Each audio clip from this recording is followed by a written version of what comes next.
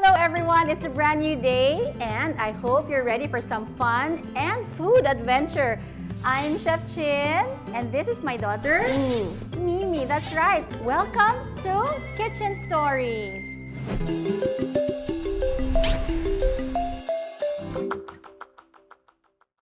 And you know, we're here in Pia's Kitchen and today we have a yummy merienda in store for everyone. So mga mommies, ask your kids to help you. It's the best way to spend quality time together. Plus, you'll have a delicious cheesy treat pa at the end. Again, this program is brought to you by Magnolia Cheesy Milky White Spread. This is our key ingredient which we will be using in our dish today. What's our dish today, Mommy?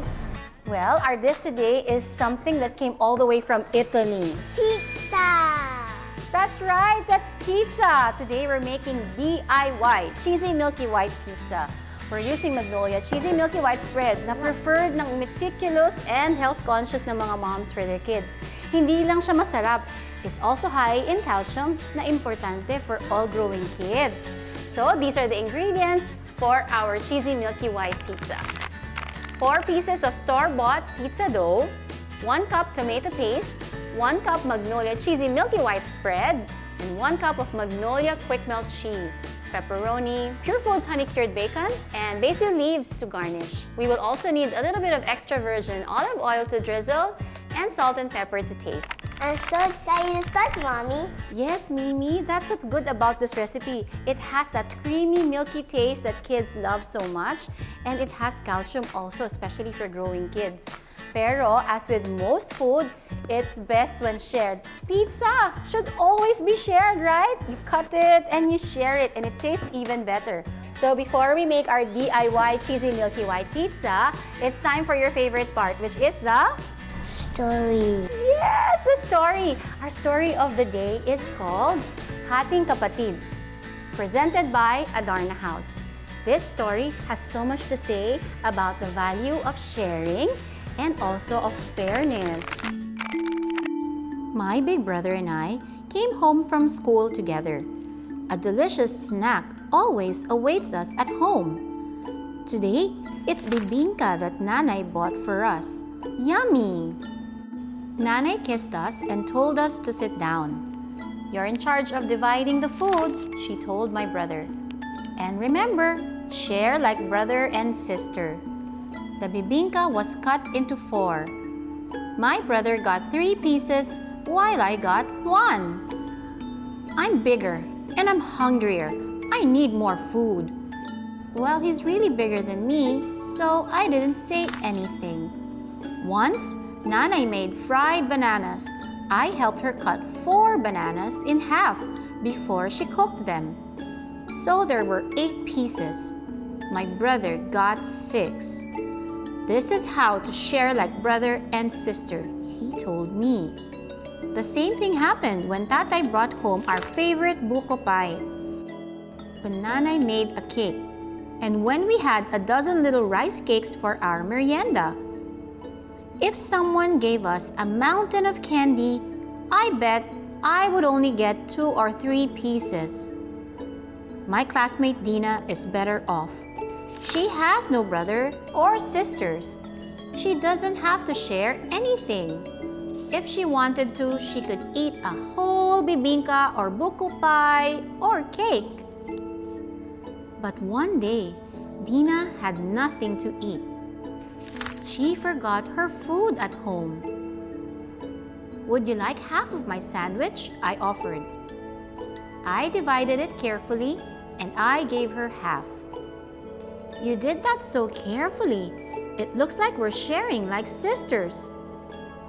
Oh no, both halves are exactly the same, I said.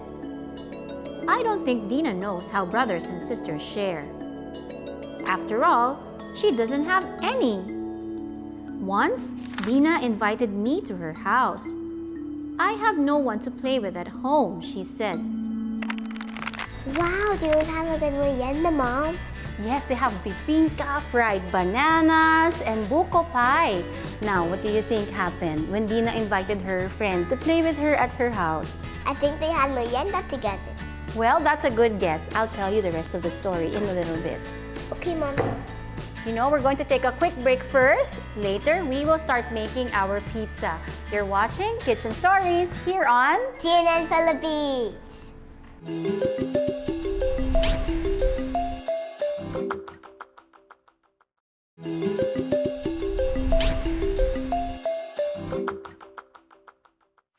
Welcome back. You're watching Kitchen Stories here on CNN Philippines.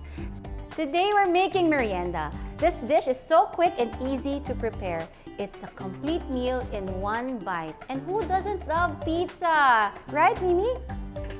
For the DIY Cheesy Milky White Pizza, this is what you will need to do. So, we have right now our pizza board. So, if you have a baking sheet, you can also use that. So, let's start putting stuff on our pizza. We are going to add our tomato paste to layer first. You need a little bit of tomato paste because that will be the base of your pizza. Spread, spread, spread. Okay, now it's time to add the featured ingredient for today's dish, which is our Cheesy Milky White. Can you pass that one? Great. So it has a little spout here that's so easy to use. So we can use that already and just spread it on top of our pizza. You want to help Mommy spread? Help Mommy, hold Mommy's hand. And we will spread it around and make a big circle. Let's see. Oh, is it coming out? This is so yummy. You know what, as a mom, I like using Magnolia Cheesy Milky White spread because it's creamy, it has a mild cheese flavor, and best of all, it has high calcium, which is so good for adults and of course kids. And sobrang sarap pa niya. Alright, so now it's time to add our pepperoni. Pepperoni. Get one more. We're going to add bacon, our honey-cured bacon. Mommy, will you... So now we're going to add some of the cheese on top. We're going to need a bit of salt and pepper. So let's spread some extra virgin olive oil. So let's now place it inside our oven. It's ready now, Mimi. We'll put it inside the oven. We bake our pizza until it's golden brown or until the cheese has melted on top of it. While we wait for our pizza to bake, why don't we continue our story? You know what, earlier, Dina invited the girl in the story to play in her house. What did I do there? Dina had fun playing hopscotch in front of her house. When her daddy came home, he had a mamon with him. Oh, sorry, I didn't know you have a guest. The two of you can just share it, he said. You divide it. Let's share it like sisters, Dina said. I think she does know how sisters are supposed to share. But how do we do it? We are the same age. We are the same height. She's a little bit chubbier. Let's not share like sisters, I said. We're friends. Let's share like friends. Dina laughed. What do you mean? Here, let's just do this. You divide it, and I'll choose which half I want.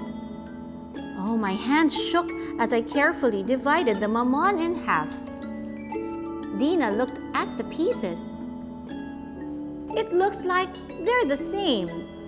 So, sharing like sisters is the same as sharing as friends. And then her mommy came home. Have you had your merienda? She asked as she brought out her present. Sapin, sapin! I had to go home already, so she put sapin sapin in a small bilao and gave it to me. Tatay was not yet home when I arrived. Nanay was cooking dinner. My brother looked hungry because he was waiting at the dining table. I placed the sapin sapin in the middle of the table. Let's share, I said. I got a knife and cut the sapin sapin in half. Then, I cut it in half again. Here, Kuya, I said, and gave him one piece. My friend Dina told me that's how brother and sisters are supposed to share. His eyes grew round and his face turned red. Your friend is right. That's how brothers and sisters are supposed to share, he said in a small voice. I felt like I was bigger and older than my brother. Maybe we should just share like family, I said. I set aside the one piece. This is for Nanay. And this one is for Tatay, he said. I felt happy because everyone got to try the sapin-sapin. It made me happy to make my family happy. What? Mommy, she is so kind. Yes, she is. And you know, it's time to share the pizza we made. Yay! It smells amazing. Let me hear the ding. Ding. It's time to get our pizza. I think it's ready now. Wow, Mimi, this looks fantastic. How do you? I like it. How do you? Oh, look at it. So we're going to put a garnish of our fresh basil from the garden. And are you ready to try it? Yeah. Yes! Yay! Let's go!